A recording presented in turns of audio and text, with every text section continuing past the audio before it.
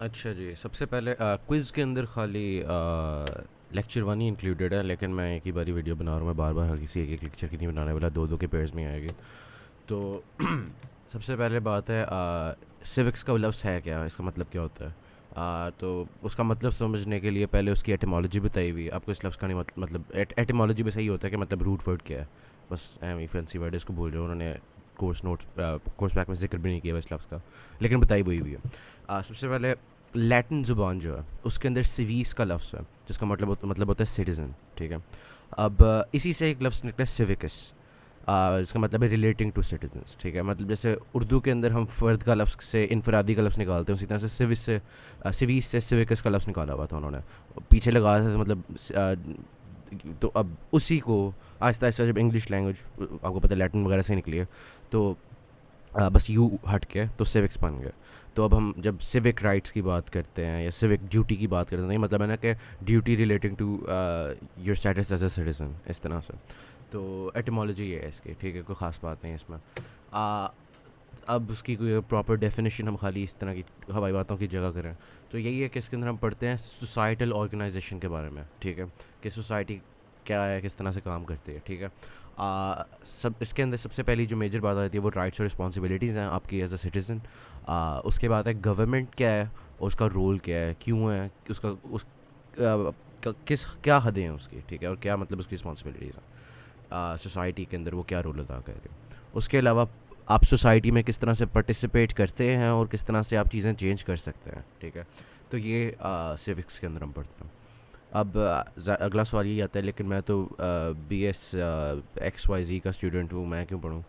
तो उन्होंने लिखा हुआ है कि वजह ये है पढ़ाने की कि जब आप लोग डेमोक्रेसी की लूजिंग साइड पे होते हो ना, बड़े इजीली कह लेते हो कि यार ये डेमोक्रेसी वगैरह कोई काम नहीं बनता, पागल हैं लोग। जो कि किसी हद तक आप सही कहते हो कि लाइक मोस्ट लोग पाकिस्तान के अंदर ही देख लो, वो आपको तो मतलब डोमेस्टिक अब्यूज़ के ख़िलाफ़ भी मुश्किल से ही बिल निकाल लेते हैं।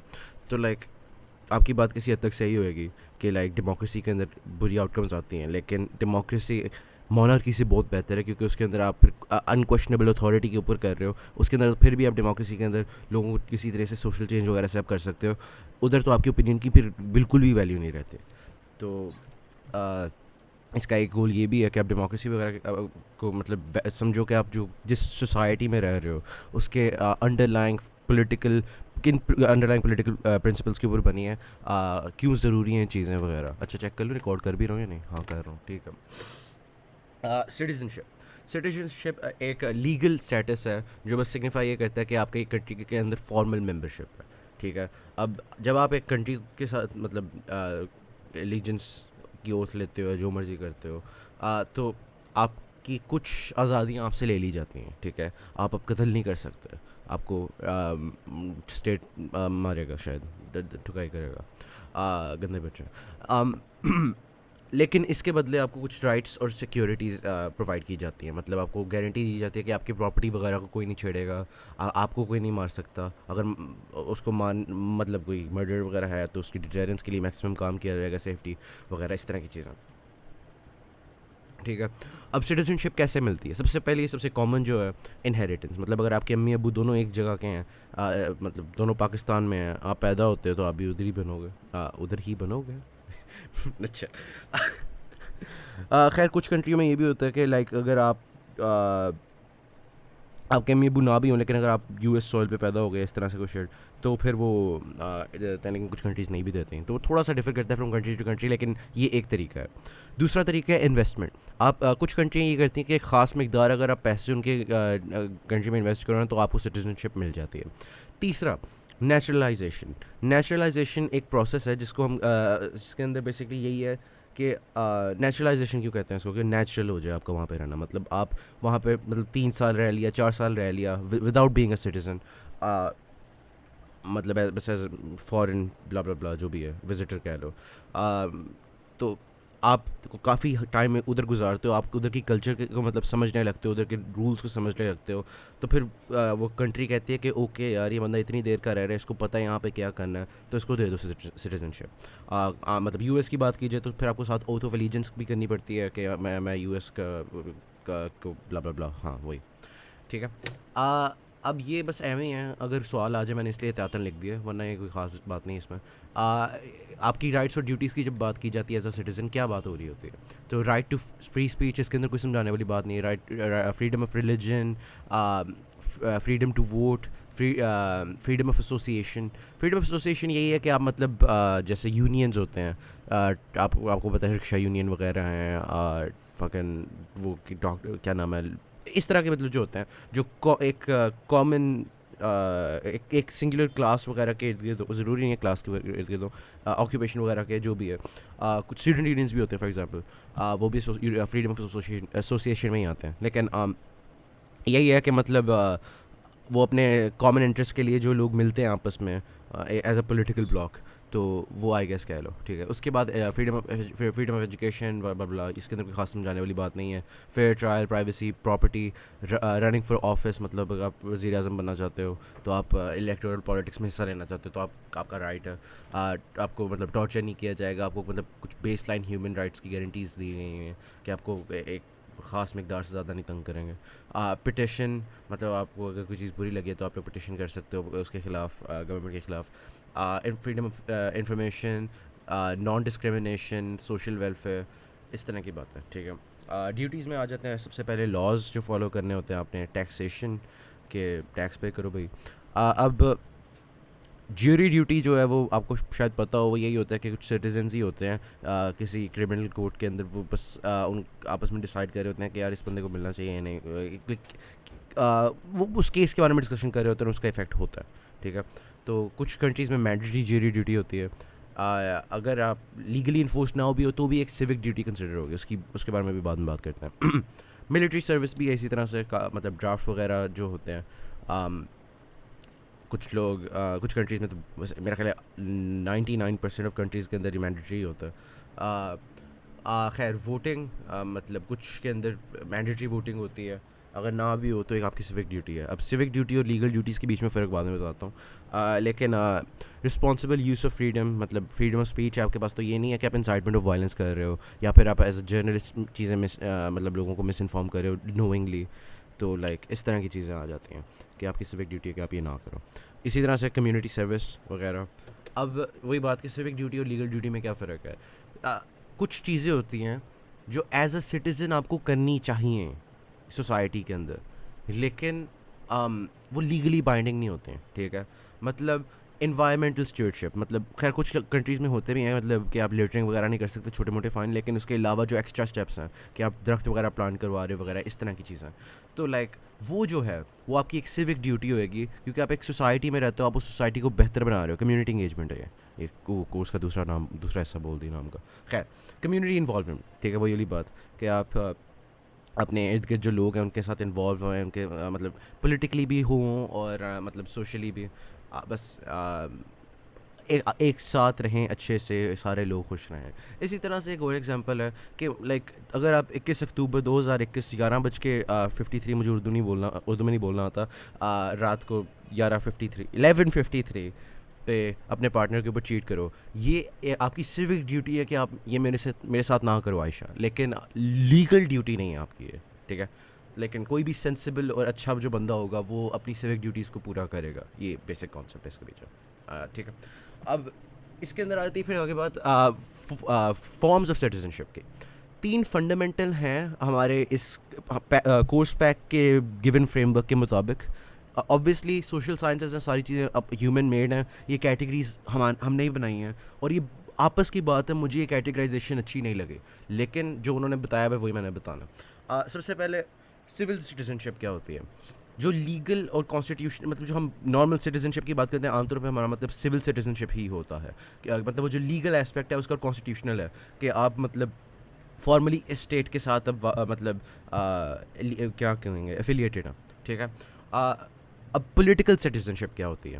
पॉलिटिकल सिटीजनशिप यही है कि मतलब जो आपके राइट्स और ड्यूटीज़ हैं as a citizen relating to politics, ठीक है। मतलब इसके अंदर सबसे पहले एग्जांपल वोटिंग की आती है, मतलब इसके अलावा ये भी है, खाली इलेक्टोरल पॉलिटिक्स ही नहीं सारा कुछ होता, मतलब और भी पॉलिटिकल आपकी मतलब पॉलिटिक्स काफ़ी ब्रॉड लफ्ज़ आपको पता ही है। खैर यही है कि मतलब उसके इर्द गिर्द जो आपकी सबसे पहले राइट्स आ गए, फ्रीडम टू वोट वगैरह, फ्रीडम ऑफ एसोसिएशन, और फिर ड्यूटीज़ आ जाती हैं आपकी। कि आप करें एंगेज और अपने आप को एक इन्फॉर्म्ड सिटीज़न बनाएं वगैरह, ठीक है। आगे आ जाती बात सोशल सिटीजनशिप की। ये है मतलब सोशल वेलफेयर और इकोनॉमिक्स से रिलेटेड आपकी जो राइट्स और ड्यूटीज़ हैं। राइट्स के अंदर ये आ जाता है कि मतलब आपकी चीज़ें नहीं चोरी हो जाएंगी, आप लोग आपको मतलब एक ख़ास हद तक तंग नहीं करेंगे, ठीक है। और ड्यूटीज़ के अंदर आपको पता ही है कि लाइक आप भी उन दूसरों के लोगों के राइट्स को रिस्पेक्ट करेंगे, इस तरह की बात है। अब देखा जाए तो ये सारा कुछ आता सिविल सिटीजनशिप के अंदर ही है। आम तौर पे लीगल और कॉन्स्टिट्यूशनल जो एस्पेक्ट्स हैं वही इन चीज़ों को इन्फॉर्म करते हैं। एक सेकंड। अच्छा जी, हाँ, बिल बजी खैर। सोशल सिटीजन, हाँ ये बता रहा था मैं कि लाइक वही वाली बात, लेकिन कि legal duties as civic duties नहीं होती। तो हम जब पॉलिटिकल सिटीजनशिप की बात करते हैं हम सिविक प्लस लीगल की बात कर रहे होते हैं। ऑब्वियसली लीगल सिविक के अंदर ही आता है, लेकिन समझ आ गई आपको अपने ख्याल में बात। लाइक ज़रूरी नहीं है कि लीगली इन्फोर्स्ड हो कि आपके मुल्क में कि वोटिंग करो और अच्छे मतलब इन्फॉर्म्ड सिटीज़न बनो, लेकिन और मतलब फ्रीडम ऑफ एसोसिएशन को अपने एक्चुअली रिस्पॉन्सिबली यूज़ करो, लेकिन आपकी सिविक ड्यूटी यही है, चाहे लीगल हो या ना हो। ये पॉलिटिकल सिटीजनशिप है, ठीक है। आप एक पॉलिटिकल सिटीज़न तब हो गए अच्छे अगर आप ये इन चीज़ों को करोगे, आई गेस। अब ये इन तीन के अलावा और भी कुछ बातें आ जाती हैं जिसको हमारी किताब में न्यू फॉर्म्स ऑफ सिटीजनशिप कहा गया है, जो कि इतनी नई भी नहीं है। Digital citizenship. डिजिटल सिटीजनशिप यही है कि मतलब आप एक डिस्कॉर्ड यूज़र हो, आपके एक सर्वर के अंदर क्या राइट्स और ड्यूटीज़ हैं, ठीक है। आप मतलब आप एक ट्विटर यूज़र हो, आपके क्या खैर समझ आ गई होगी आपको, कुछ बताने की ज़रूरत नहीं है यहाँ पे, उसी तरह की बातें चलती आ रही हैं। ग्लोबल सिटीजनशिप क्या है? हम सारे खाली पाकिस्तान के अंदर नहीं रहते, हम लोग अर्थ पे भी रहते हैं, और अर्थ के ऊपर ह्यूमन राइट्स वगैरह के लिए कुछ नाम की इंटरनेशनल ऑर्गेनाइजेशंस खड़ी की गई हुई हैं जो गारंटी करती हैं किसी हद तक ह्यूमन राइट्स को। वो अलग बात है कि आमतौर पे वो सिलेक्टिवली ही अप्लाई हो पाती है क्योंकि बहुत कॉम्प्लिकेटेड होती हैं ये चीज़ें, लेकिन कोशिश की जाती है किसी हद तक। तो आ, आपकी as a member of humanity कुछ राइट्स और ड्यूटीज़ हैं कि आप बेसिक ह्यूमन राइट्स हर किसी बंदे की रिस्पेक्ट करो, चाहे वो आपकी कंट्री के अंदर बिलोंग करता हो या ना करता हो, चाहे आपकी कंट्री उसको लीगल प्रोटेक्शंस प्रोवाइड करती हो या ना करती हो। तो as a citizen of the globe ये आपकी सिविक ड्यूटीज़ हैं। इसको दो नाम और भी दिए गए हैं हमारे कोर्स पैक के अंदर, कॉस्मोपॉलिटन सिटीजनशिप या फिर ट्रांसनेशनल सिटीजनशिप। ये तीनों ग्लोबल सिटीजनशिप एक ही बात है, ठीक है। अब ये इन्होंने बिना वजह की एक बात की हुई है एथेनियन डेमोक्रेसी की, कि 600 BCE में बिफोर कॉमन एरा ये क्लेस्थीन्स, मुझे नहीं पता किस तरह से प्रोनाउंस करते हैं, इसने अच्छा एक सेकंड, अगर आपको एथेंस का नहीं पता क्या है, वो बेसिकली एंशिएंट ग्रीस के अंदर एक सिटी स्टेट थी। एंशिएंट ग्रीस के अंदर सिटी स्टेट्स होते हैं जिनको पोलिस कहा जाता है, POLIS, नोट्स में लिखा है। ये इतनी इंपॉर्टेंट नहीं है इसलिए मैंने यहाँ पे ज़्यादा डिटेल में नहीं लिखा, बस उन्होंने रैंडमली इन्फो डंप किया हुआ था, मैंने कहा मैं भी बता दूँ। तो यही है कि क्लेस्थीन्स को फादर ऑफ डेमोक्रेसी भी कहा जाता है, I think Athenian, sorry, father of Athenian democracy specifically, खाली डेमोक्रेसी का नहीं। हमें नहीं पता असल में कब आई थी, लेकिन earliest known form of democracy यही है, ठीक है, जो एथेंस के अंदर थे। और ये इंट्रोड्यूस एक स्टेट्समैन ने कराई थी, इसका नाम क्लेस्थीन्स था। और डायरेक्ट डेमोक्रेसी क्या होती है, ये बस बताना रह गया इसमें। डायरेक्ट डेमोक्रेसी रिप्रेजेंटेटिव डेमोक्रेसी से डिफरेंट है। डायरेक्ट डेमोक्रेसी के अंदर लोग खुद ही एक काउंसिल में बैठ के सारे डिसीजन ले रहे होते हैं, सारे वहाँ पे ऑब्वियसली सक्सेस थे तो खाली मर्द ही होंगे, लेकिन रिप्रेजेंटेटिव डेमोक्रेसी के अंदर आप ऑब्वियसली इमरान खान को वोट देते हैं, नवाज शरीफ को देते हो, और आइडियली वो आपके इंटरेस्ट को रिप्रेजेंट करेंगे, जो कि करता कोई नहीं, वो अलग बात है। अब पता नहीं क्यों, लेकिन हर सोशल साइंस के बिना वजह के जो कोर्स डाले हुए हैं उसकी तरह ये बस अपनी लेजिटिमेसी डिफेंड करने के लिए पागल हुए हैं। तो इन्होंने अपने नोट्स के अंदर ये भी लिखा हुआ है कि आपको पता है एंशिएंट ग्रीस के अंदर सिविक्स भी पढ़ाई जाते थे, और जो टेक्निकली सोक्रेटिस, प्लेटो और एरिस्टोटल का वर्क है वो टेक्निकली सिविक्स में ही आता है क्योंकि उसके अंदर जस्टिस वगैरह की बातें की जाती हैं। तो ये उन्होंने बस बिना वजह की एक चुस्त मारी में, मैंने कहा जिक्र कर दूँ कि क्या पता वो पेपर में किसी तरीके से क्विज़ के अंदर किसी तरीके से पूछना। अब लेक्चर टू काफ़ी पुअरली स्ट्रक्चर्ड है, हम खाली उन चीज़ों पे फोकस करेंगे ज़्यादा जो हमारे कोर्स आउटलाइन में स्पेसिफिकली मेंशन है, इमर्जेंस ऑफ मॉडर्न सोसाइटी और मॉडर्निटी। लेकिन उसके अलावा कुछ बातें हैं करने वाली जो आपको मतलब बेसिक आपके लिए कंटेक्चुअलाइज कर लेंगे जो हम बातें करने वाले हैं उसके लिए। सबसे पहले वेस्टर्न हिस्ट्री को 3 मेजर एपॉक्स में बांटा जाता है, उसको कहते हैं एंटिक्विटी, मेडिइवल एरा या फिर मिडिल एजेस और मॉडर्निटी, ठीक है। एंटिक्विटी है 5वीं सेंचुरी से पहले जो सारा कुछ था ना वेस्टर्न हिस्ट्री के अंदर, उसको एंटिक्विटी कहते हैं। जो 5वीं से और 15वीं सेंचुरी के दरमियान में सारा था ना, उसको मिडिल एजेस कहते हैं, क्योंकि दरमियान में एंटिक्विटी की और मॉडर्न पीरियड के ठीक है। अभी इनके बारे में हम थोड़ी बात बाद में करते हैं कि इसके अंदर हुआ क्या था वगैरह और क्यों ज़रूरी है हमें इस कोर्स के लिए। खैर, मॉडर्निटी को हम आमतौर, मॉडर्निटी काफ़ी कॉम्प्लिकेटेड लफ्ज़ है। कुछ लोग जब बोल रहे, कुछ कॉन्टेक्स्ट में मॉडर्निटी को जब हम मॉडर्न पीरियड की बात कर रहे होते हैं तो वो 1400 से लेके कोई पता नहीं, सॉरी 14th सेंचुरी से लेके यानी 1300 से लेके प्रेजेंट डे तक की बात कर रहे होते हैं, अगर हम खाली उस तरीके से बात करेंगे 3 major epics of western history. लेकिन मॉडर्निटी एक स्पेसिफिक मूवमेंट का भी नाम है और एक स्पेसिफिक, उससे भी ज़्यादा छोटे से स्पेसिफिक क्या नाम है, पीरियड ऑफ हिस्ट्री का नाम भी है, 18 से 20th सेंचुरी, ठीक है। अब इसके बारे में बात अभी बाद में करेंगे, अर्ली मॉडर्न पीरियड मॉडर्निटी के बारे में, कि रेनेसांस क्या है, एनलाइटनमेंट क्या है। असल बात जो फोकस करने वाली है वो मॉडर्निटी और रेनेसांस और एनलाइटनमेंट वाली है। लेकिन बस ये थोड़ा सा बस बता दूँ एंटिक्विटी और मेडिएवल एरा के बारे में। एंटिक्विटी के अंदर यही है कि एम्पायर्स होते थे, किंग्स के ऊपर किंग्स होते थे, जो मतलब सबका किंग था उसको एम्परर कहते थे। मेडिएवल एरा के अंदर किंग, वो एम्परर की जगह बेसिकली पोप आ गया हुआ था कैथलिक चर्च को, और वो एक रूलिंग अथॉरिटी बन गया था, और वो किंग्स के ऊपर भी ताकत रखता था क्योंकि चर्च इतना स्ट्रांग हो चुका हुआ था एज एन इंस्टीट्यूशन। फिर अर्ली मॉडर्न पीरियड जो था रेनेसांस, उसके अंदर हुआ ये था कि जो मेडिएवल एरा के अंदर जो चर्च ने आके चीज़ें बैन कर दी थी जो एंटिक्विटी के अंदर थी, कि मतलब ये चीज़ें हराम है टाइप शर्ट, उनके लिहाज से, उनके मजहबी जो भी व्यूज़ हैं उसके लिहाज से। तो रेनेसांस के अंदर ये हुआ था कि वो चीज़ें वापस, रेनेसांस का असल मतलब होता है रीबर्थ, ठीक है। तो मतलब ये कहा जाता है कि मतलब वो जो पहले चीज़ें मर गई हुई थी, आर्ट्स वगैरह, लिटरेचर, वो सारी रीबर्थ हुई, उनकी रीबर्थ हुई, तो इसलिए इसको रेनेसांस का पीरियड कहा जाता है। और अब रेनेसांस हो गई, रीबर्थ हो गई, तो उसके बाद फिर इनलाइटनमेंट का पीरियड आता है। वो क्या है, अभी इन दोनों के बीच में डिफरेंसेस के बारे में बात करते हैं कि मतलब कोर्स पैक के अंदर एक स्पेशल हेडिंग बनी हुई है जिसके अंदर काफ़ी बातें की हुई हैं। तो सबसे पहले इन दोनों के अंदर कॉमन क्या है, दोनों के अंदर कॉमन ये है कि एम्फेसिस था आर्ट के ऊपर, नॉलेज के ऊपर, डिस्कवरी के ऊपर, ठीक है। अब रेनेसांस के अंदर ज़्यादा फोकस था फ्रीडम और राइट्स के ऊपर, क्योंकि नई नई चीज़ें मिली थी इनको, ये थियोक्रेसी से अलहदा हो गए थे आहिस्ता आहिस्ता। प्रोटेस्टेंट मूवमेंट भी इसी तरह शुरू हुई थी इसी पीरियड के अंदर, जो एक अलग क्रिश्चियन डिनोमिनेशन है जो कैथलिक चर्च की इंस्टीट्यूशनल पावर को डिनाई करते हुए कहता है कि ये ज़रूरी, हम डिसएग्री करते हैं इनसे कुछ बातों पर, उनको अथॉरिटी नहीं माना जाता, मतलब इस तरह से चर्च वीक होता गया। खैर, रेनेसांस के अंदर यही था कि ह्यूमनिज़म वगैरह इस तरह के आइडियाज़ शुरू हुए, ठीक है। ज़्यादा अभी ऑब्वियसली स्लेवरी तो चल रही थी, कुछ भी इतना भी कुछ नहीं हुआ था, बस यही है कि मतलब ये आइडियाज़ इंट्रोड्यूस हुए थे, फ्रीडम और राइट्स की बातें होना शुरू हो गई हुई थी। मेरा ख्याल है इस ही टाइम के इर्द गिर्द वो भी था, नहीं माग्ना कार्टा तो पहले हुआ था, मेडिएवल में हुआ था, खैर वो अलग बात है।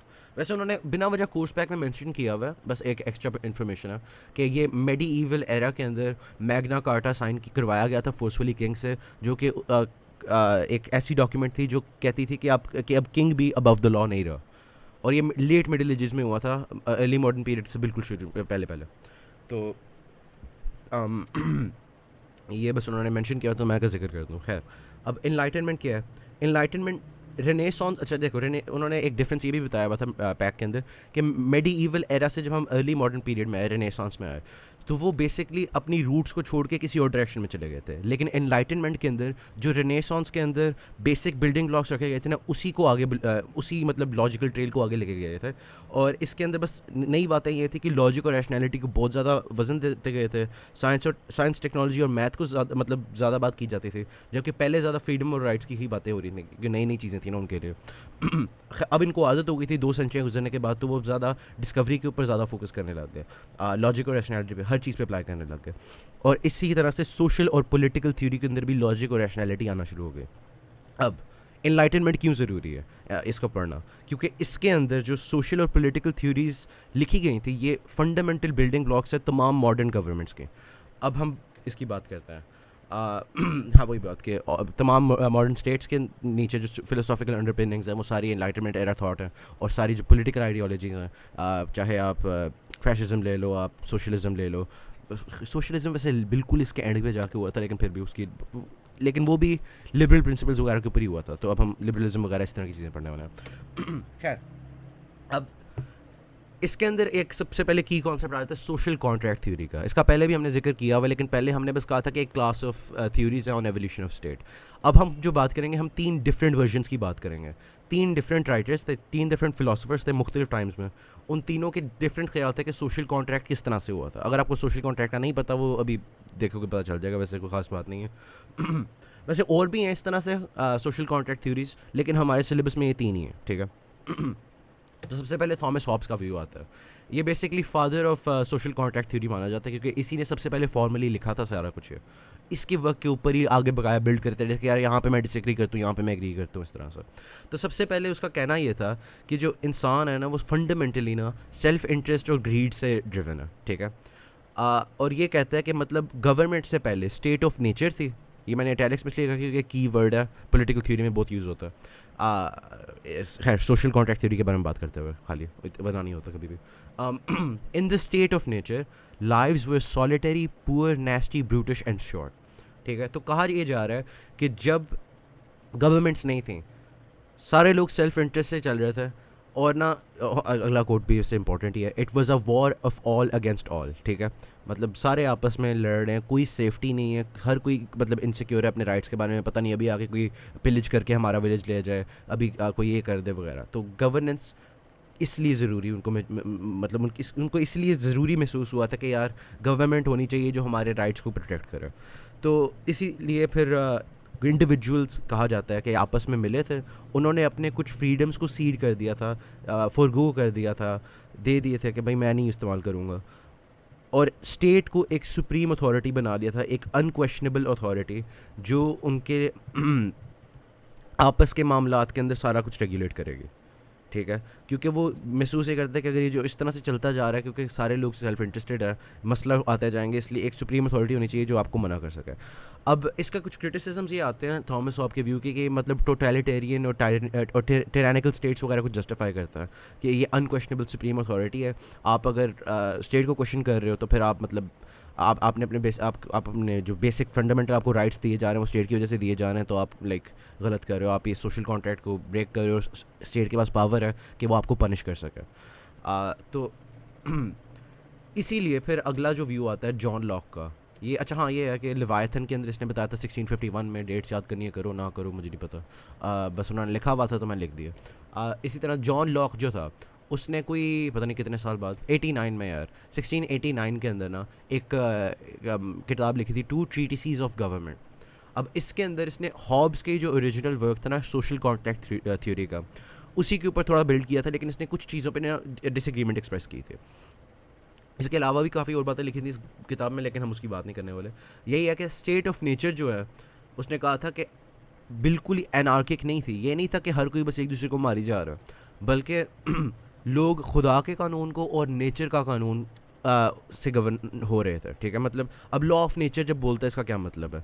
जॉन लॉक जब लॉ ऑफ नेचर का लफ्ज़ इस्तेमाल करता है ना, उसका मतलब है कि एक चीज़ है यूनिवर्सल मोरालिटी जो हर किसी के अंदर है, और वो ये कहता है कि हर किसी की जो लाइफ है, लिबर्टी है और प्रॉपर्टी है, इसकी रिस्पेक्ट करनी चाहिए। और जो लोग इससे डिसएग्री करते हैं उनको सोसाइटी नेचुरली पनिश करती है, तो इसीलिए किसी हद तक स्टेबिलिटी हमेशा रहती है। तो उसकी बस ये डिसएग्रीमेंट थी कि स्टेट ऑफ नेचर के अंदर ये नहीं था कि बस हर कोई बंदा सेल्फ इंटरेस्टेड है और चीज़ें चोरी कर रहा है, तोड़ रहा है, मार के ले जा रहा है सबको, बल्कि कुछ लोग खुदा के कानून के ऊपर यकीन करते थे, इसलिए असबल के रहते थे। और बकाया और ये भी था कि लॉ ऑफ नेचर भी डिक्टेट करता रहता था कि अगर कोई बंदा किसी को बिना वजह मार देता था या उसकी प्रॉपर्टी छीन लेता था, तो लोग नेचुरली उनको मार देते थे या किसी तरह से पनिश करते थे, एग्जाइल कर देते थे, इस तरह से। तो गवर्नमेंट होने से पहले भी इस तरह से बेसिक इन राइट्स को की थोड़ी बहुत रिस्पेक्ट थी। इन 3 की, ये 3 उसने स्पेसिफिकली मेंशन किए हैं है। लेकिन वो अभी भी फियर में रहते थे कि कोई और लोग ना आ जाएं जो हमसे ज़्यादा ताकतवर हों और वो हमें इंजर कर दें, हमें स्लेव कर दें, ठीक है। तो इसीलिए स्टेट को सेटअप किया गया था सिक्योरिटी के लिए, बॉर्डर वगैरह के लिए, और उसके अलावा जो आपस में मामलात होते हैं उसके अंदर प्रॉब्लम्स को रिजॉल्व करने के लिए। अब ये क्यों ज़रूरी था? पहले ये था कि हर कोई बंदा मतलब उन्होंने फ्रेज़ यूज़ किया हुआ है कॉमन, जज, ज्यूरी और एग्जीक्यूशनर, ठीक है। मतलब सारे रूल्स वही कर रहा है, मतलब कोई न्यूट्रल थर्ड पार्टी जज नहीं है जो मतलब सारी चीज़ों को केयरफुली कंसिडर करी। हर कोई बंदा बायस्ड होता है, उसने बस फिर एंड पे यही होता है ना, हर जिसके पास ज़्यादा ताकत है वही जीतेगा। तो लाइक इसीलिए स्टेट ज़रूरी है, ताकि एक्चुअल प्रॉब्लम रेजोल्यूशन हो सके और जस्टिस वगैरह प्रोवाइड की जा सके। और इसीलिए इसको इस स्टेट को लेजिटिमेसी देने के लिए लोगों ने अपने राइट टू वायलेंस को सीड कर दिया, और अब स्टेट के पास मोनोपोली आ गई वायलेंस की। और ये मोनोपोली ऑन वायलेंस का कॉन्सेप्ट अभी भी गवर्नमेंट्स को डिफाइन करता है। खैर इसके अंदर ये बस एक एक्स्ट्रा बात है कि सेल्फ डिफेंस नहीं गिना जाता इसके अंदर। जब हम इसकी बात करते हैं मोनोपोली ऑन वायलेंस की, सेल्फ डिफेंस की आपके पास फिर भी है फ्रीडम। अब जॉन लॉक की एक बड़ी इंपॉर्टेंट बात ये भी है कि उसने कहा था कि स्टेट एक सुप्रीम अथॉरिटी नहीं है, मतलब बस एक न्यूट्रल प्रॉब्लम रिजॉल्व करने के लिए एक थर्ड पार्टी है जिसके व्यू को ऑब्वियसली रिस्पेक्ट करना पड़ेगा, और वायलेंस उसके पास पावर है, अथॉरिटी है। लेकिन अगर वो अपना काम सही से नहीं कर रहे तो इंडिविजुअल्स मिल के रिबेल कर सकते हैं। तो ये जो इसका नया कॉन्सेप्ट है राइट टू रिबेलियन का, वैसे इससे पहले भी एग्जिस्ट करता था लेकिन इसने फॉर्मलाइज किया था सोशल कॉन्ट्रैक्ट थ्योरी के रिलेटिव। तो ये इसकी इंपॉर्टेंट कॉन्ट्रीब्यूशन है। अब अगले बंदे पे जाने से पहले क्विकली समराइज़ करते हैं अभी हुआ क्या है। थॉमस हॉब्स ने कहा कि यार पहले बड़ी बुरी ज़िंदगी थी, लोग आपस में, उन्होंने एक सुप्रीम अथॉरिटी खड़ी कर दी अनक्वेश्चनेबल, और उसी की सारी बात मानते रहते हैं, और ये स्टेट है। अब जॉन लॉक ये आगे कहता है कि एक्चुअली इतना भी बुरा नहीं था, मतलब कुछ चीज़ें लोगों के अंदर इनेटली होती हैं, लॉ ऑफ नेचर वगैरह, और कुछ लोग कानून खुदा का मानते हैं, लेकिन फिर भी उनको अपने विलेज वगैरह को सिक्योर करने की ज़रूरत थी, क्योंकि फिर भी बाहर से आके लोग पिलिज कर देते थे। अब उसने एक्सप्लेनेशन ही दी इसकी कि अगर इतने प्रिंसिपल थे तो ऐसा क्यों था, लेकिन जो भी है। खैर इसके अंदर जो इम्पोर्टेंट बातें इसने जो की थी वो है कि मोनोपोली ऑन वायलेंस, और स्टेट का इसके अंदर रूल डिफरेंट है। यहाँ पे स्टेट एक सुप्रीम अथॉरिटी है जो तमाम सोशल इंटरेक्शंस को रेगुलेट कर सकता है, जबकि यहाँ पे वो प्रॉब्लम रेजोल्यूशन के लिए ज़्यादा। और मोनोपोली ऑन वायलेंस तो इधर भी थी, मेरा ख्याल है वैसे फॉर्मली इसने बताया नहीं था, मोनोपोली ऑन वायलेंस का नाम नहीं लिया था, लेकिन इसलिए लिया था जॉन लॉक ने। खैर और राइट टू रिबेलियन एक बहुत इंपॉर्टेंट डिफरेंस इन दोनों के बीच में, कि जॉन लॉक कहता था कि आप रिबेल कर सकते हो, जबकि ये कहता था कि नहीं, आप सुप्रीम अथॉरिटी आप क्वेश्चन नहीं कर सकते, क्योंकि आपने खुद ही खड़ा किया, आपने खुद ही कॉन्ट्रैक्ट सोशल कॉन्ट्रैक्ट साइन की है। अब आगे बात आती है जॉन जैक्वेस रूसो की। अब इसके अंदर इसने सोशल कॉन्ट्रैक्ट नाम की किताब लिखी थी 1743 में, काफ़ी अरसे बाद। ये तो फिर भी मतलब कोई 30 साल बाद था, ये कोई ज़्यादा साल बाद था, ठीक है। रूसो का ये कहना था कि लोग ना बिल्कुल ही बहुत ही प्रिंसिपल्ड थे और ना बहुत ही सैवेज थे, बल्कि बस नीड से ड्रिवन थे, ठीक है। जो उनकी ज़रूरी, अगर ज़्यादा ज़रूरत भूख लगी तो अगर नहीं खाना मिल रहा तो जाके चोरी कर लिया, बस यही है। अब ऑब्वियसली जब हम ये बात करते हैं ना कि लोग प्रिंसिपल थे, लोग मतलब इस तरह से थे कि सेल्फ इंटरेस्टेड और ग्रीडी थे, लोग न्यूट्रल थे, खाली ड्रिवन बाय नीड्स थे, हम एवरेज क्लेम्स की बात कर रहे हैं। ऑब्वियसली जॉन लॉक का ये वो मतलब डिनाई नहीं कर रहा था कि गेंगिस खान एग्जिस्ट करता था, ऑब्वियसली करता था, और लोग फिर भी करते थे पिलेज इन चीज़ों को, लेकिन वो ऑन एवरेज कह रहा है कि एक एवरेज सोसाइटी के अंदर फिर भी कुछ मतलब जो आपस में एक लोग रह रहे हैं, चाहे दूसरे ट्राइब्स के साथ रिलेशंस जो मर्जी हों, इंटरनली गवर्नमेंट के बिना भी स्टेबिलिटी थी उधर, ये कहा जा रहा है, ठीक है। तो बस मैं क्या क्लैरिफाई करता हूँ। खैर अब रूसो का ये कहना था कि स्टेट ऑफ नेचर के अंदर ना लोग ज़्यादा फोकस थे सर्वाइवल पे, और वो अपनी बेस्ट ज़िंदगी नहीं जी सकता था, ठीक है। तो जो ओरिजिनल सोशल कॉन्ट्रैक्ट था ना, वो अपने वो जो मतलब हर वक्त इनसिक्योरिटी रहती थी कि यार प्रॉपर्टी मैं अपनी डिफेंड करूँ, मैंने ये भी चीज़ें करनी है, मैंने ये भी चीज़ें करनी है, तो उसके लिए ज़रूरी था। उसके अलावा यही है कि सुप्रीम अथॉरिटी जो थी ना रूसो के व्यू में, वो एक थर्ड पार्टी स्टेट नहीं था, बल्कि एक चीज़ थी जिसको कहा जाता है जनरल विल। अब जनरल विल बेसिकली मतलब आप समझ लो कि अगर 70% लोग एक पार्टी के लिए वोट करते हैं, तो जनरल विल ये है कि वो 70% जो है उसकी बात ही मानी जाएगी, मतलब वो जनरल विल है 70% जो चीज़ जिसके लिए वोट कर रहे हैं, ठीक है। तो ये जो ज़्यादा था ना, ये डायरेक्ट डेमोक्रेसी वगैरह को ज़्यादा पसंद करता था, ये रिप्रेजेंटेटिव डेमोक्रेसी की फिर भी कीड़ा निकालता था, लेकिन जो ज़्यादा इसके इंपॉर्टेंट कॉन्सेप्ट है वो यही है जनरल विल वाला, ठीक है। अब इसके अंदर जो था स्टेट जो है वो सिर्फ और सिर्फ जनरल विल कैरी आउट करेगा, ठीक है। वो बस एक एफिशिएंट सिस्टम है जो ये कर सकेगा, ठीक है। और लोगों को अपने राइट सबमिट करवाने पड़ेंगे, वही वाली बात इस कॉन्ट्रैक्ट को होल्ड मतलब रखने के लिए। इसके अंदर मोनोपोली ऑन वायलेंस था, इसके अंदर मतलब सबमिट राइट्स की बात है, बस थोड़ा सा डिफरेंस है। तो इतनी कोई ख़ास बात नहीं है इसके अंदर बस यही डिफरेंट बात है कि जो इसने शुरू में पुराना लोर बनाया हुआ है अपनी तरफ से, जो जिसके बारे में कोई भी कुछ नहीं जान सकता, इन लोगों ने बस जो चुस्से मारी हुई है कि यार पहले इस तरह से थे, इस तरह से, इस तरह से थे। इसके अंदर इसने थोड़ा सा डिफरेंट बस फ्लेवर डाला हुआ है, और इसने बस ये कहा हुआ है कि सुप्रीम अथॉरिटी जनरल विल के पास है, ठीक है। जनरल विल का बस इसका कॉन्सेप्ट ज़रूरी है आपके लिए यूज़ होगा, और कुछ भी नहीं आपने इसके बारे में सुनना। अब इनलाइटनमेंट एरा के हैं सारे, वैसे हम थोड़ा सा ज़्यादा बाहर चले गए, मैं ज़रा वापस आ जाऊँ। ये जो हम बात कर रहे हैं ना, ये सारे इनलाइटन इधर से शुरू हुई थी बात, कि हम बात करें मॉडर्न स्टेट की फिलोसॉफिकल अंडरपिनिंग्स की, तो वो किधर से कैसे आई है, ये इमर्जेंस ऑफ मॉडर्न सोसाइटी कैसे हुई है। तो हम पहले रेनेसांस की बात करते हैं कि रेनेसांस के अंदर इस तरह से, फिर उसी से फिर इंस्पायर होके इनलाइटनमेंट एरा आया था, और इनलाइटनमेंट एरा के अंदर बहुत ज़्यादा प्रोग्रेस हुई थी। उस प्रोग्रेस के लिए हमने कुछ ये एग्जांपल्स दिए थे कि देखो सोशल कॉन्ट्रैक्ट थ्योरी के ऊपर इतना काम किया गया था, ये सारे इनलाइटनमेंट एरा थिंकर्स थे। और ये जो थ्योरीज़ हैं, ये अभी भी हमारे स्टेट्स को, ये जो जनरल विल का कॉन्सेप्ट है, ये right to rebellion, monopoly on violence, supreme sovereignty वगैरह, इस तरह की जो चीज़ें हैं, ये सारी जो हैं ये अभी भी इंपॉर्टेंट हैं। इन्हीं के ऊपर खड़ी की गई है हमारी गवर्नमेंट्स। अब इसी तरह से और भी कुछ इंपॉर्टेंट थिंकर्स हैं, दो हैं खाली रह गए। अब सबसे पहले जो है ये एडम स्मिथ है। अच्छा, फ्री मार्केट कैपिटलिज्म कुछ लोगों को नहीं मतलब पता होता, मैं थोड़ा सा बता देता हूँ, मुझे पता है कुछ लोगों को पता होगा, वो कह रहे होंगे क्या बकवास कर रहा है, बिना वजह बेसिक सी बातें बताई जा रहा है। लेकिन इकोनॉमिक्स के अंदर दो वैसे तीन बेसिकली स्कूल ऑफ थॉट तो नहीं, लेकिन अच्छा तीन पॉसिबिलिटीज़ हैं एक मार्केट के लिए, एक फ्री, एक प्लैंड और एक मिक्स्ड, ठीक है। फ्री मार्केट के अंदर ये है कि कोई प्राइस रेगुलेशन नहीं, कोई टैरिफ्स नहीं, कोई कुछ भी नहीं, जैसे मार्केट चल रही है, मतलब अगर आप जंगल में जा रहे हो तजारत कर रहे हो, बस हो रहा है, ये फ्री मार्केट है।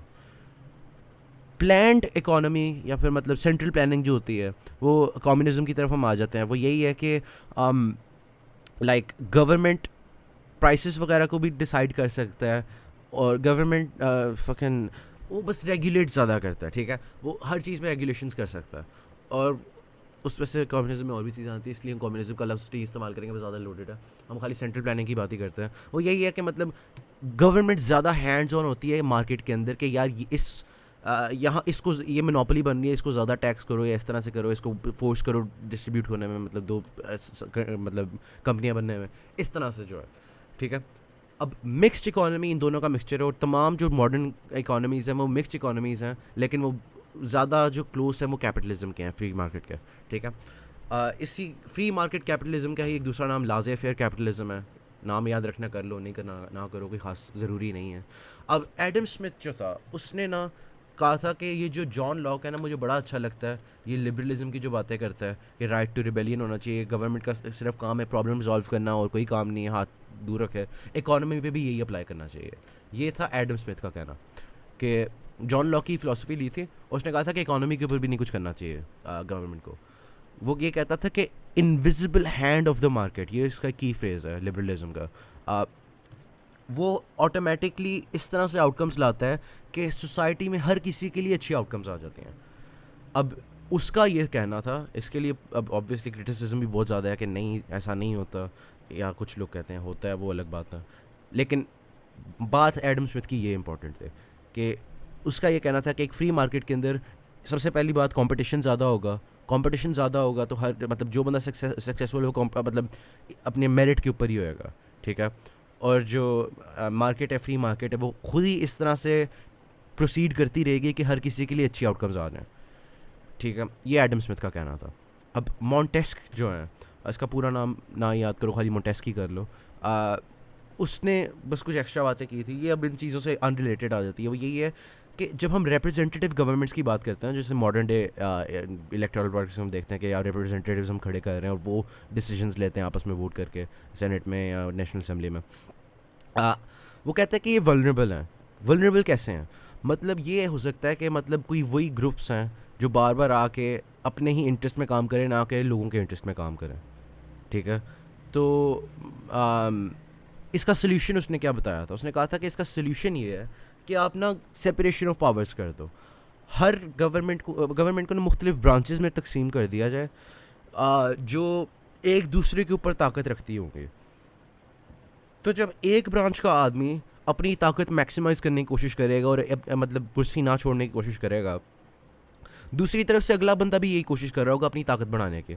मतलब अगर जुडिशरी के अंदर कोई बंदा बैठा है वो अपनी ताकत बढ़ाने की कोशिश करी जा रहा है, तो उसको उसके ऊपर मतलब क्या नाम है, कॉन्स्टिट्यूशन वगैरह का छेड़ है, तो आगे वो दूसरे लोग भी बैठे हुए हैं, मतलब जो लेजिस्लेटिव बॉडी के लोग हैं, और वो अपॉइंट वगैरह कर सकते हैं जजेस को अपनी मर्ज़ी के, तो उनको उनके साथ बना के रखनी पड़ेगी।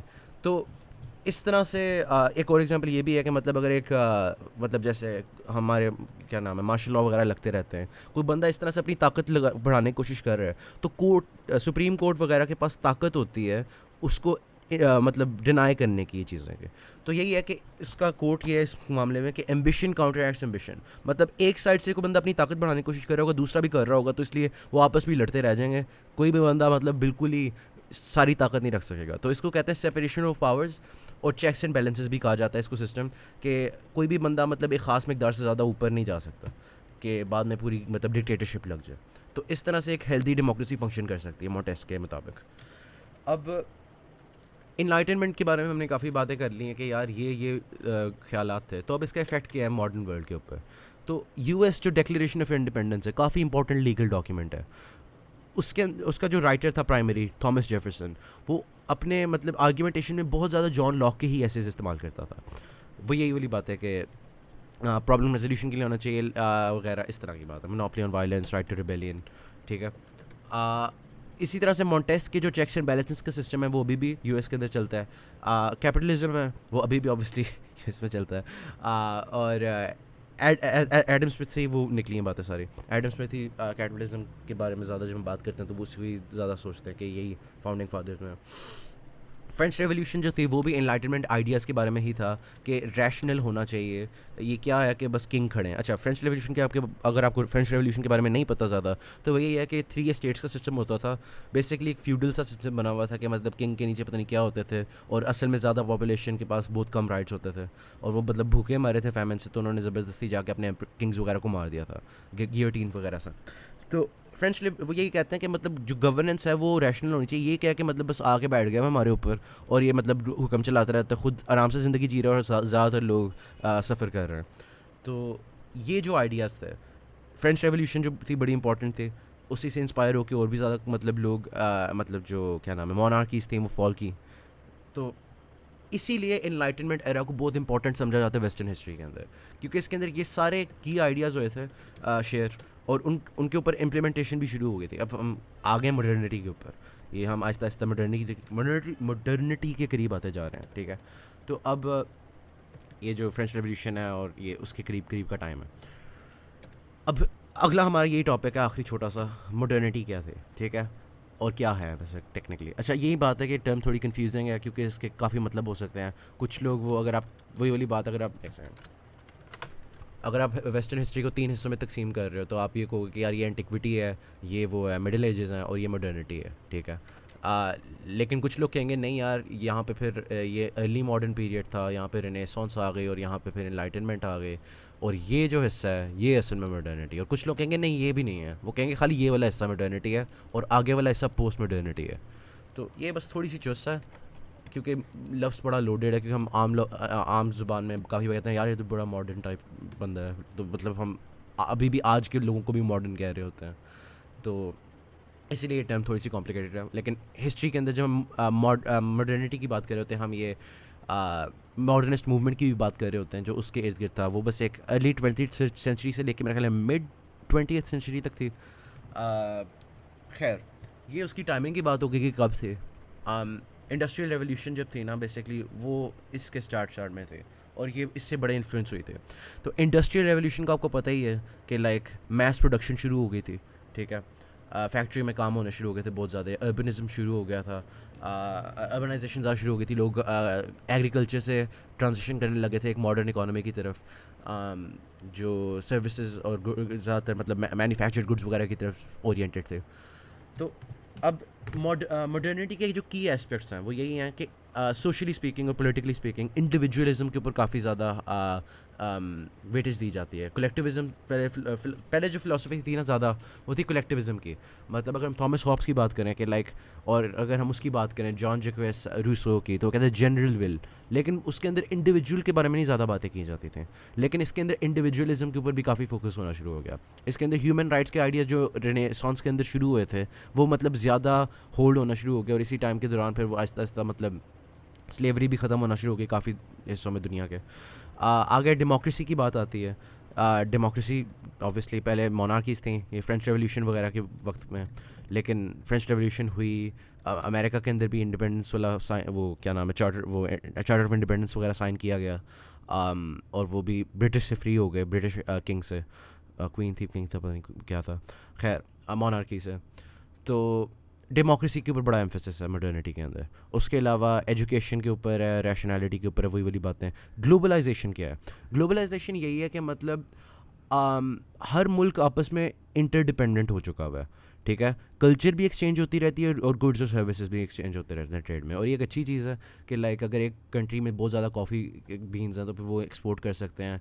एक एग्जांपल दी जाती है आमतौर पे इकोनॉमिक्स की क्लास में। अगर एक जगह पे ज़्यादा मतलब गंदम वगैरह उगता है तो वो बेच सकते हैं उन लोगों को जिनके पास नहीं है। तो लाइक अच्छी चीज़ है ग्लोबलाइजेशन के, यार देखो कल्चरल एक्सचेंज और जो मटेरियल एक्सचेंज है वो हो रहा है। आगे बात आ जाती है अर्बनाइजेशन की, वही वाली बात कि इंडस्ट्रियल रेवोल्यूशन आई तो ज़्यादातर लोग फैक्ट्रीज़ की तरफ आना शुरू हो गए, तो अर्बनाइजेशन, तो उनको शहरों में रहना पड़ा, तो शहर एक्सपैंड होते गए। फिर कल्चरल चेंज, अब इतनी सारी चीज़ें चेंज हुई हैं, इंडस्ट्री आ गई है, डेमोक्रेसी वगैरह आ गई है, तो कल्चरल चेंज भी ऑब्वियसली आया ही था। लोगों के एटीट्यूड्स पहले से बदल गए थे, क्वालिटी ऑफ लाइफ भी इम्प्रूव हुआ था।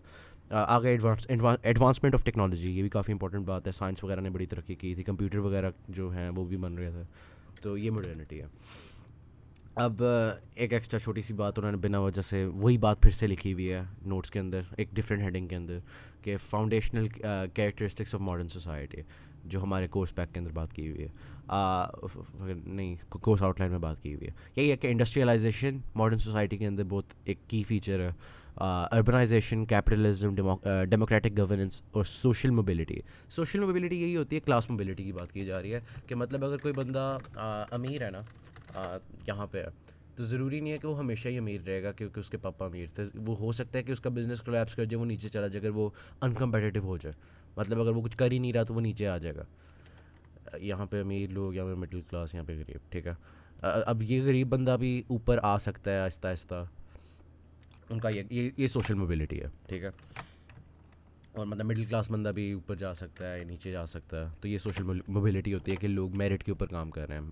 मेरिटोक्रेसी भी कहा जाता है, लेकिन असल में एग्जिस्ट नहीं करते, कुछ लोग क्या क्या करते हैं वो अलग बात है। खैर, साइंटिफिक एंड टेक्नोलॉजिकल एडवांसमेंट, इसके अंदर कोई समझाने वाली बात नहीं है, तो बस इतनी सी बात है। यही है 2 लेक्चर्स के अंदर बात है।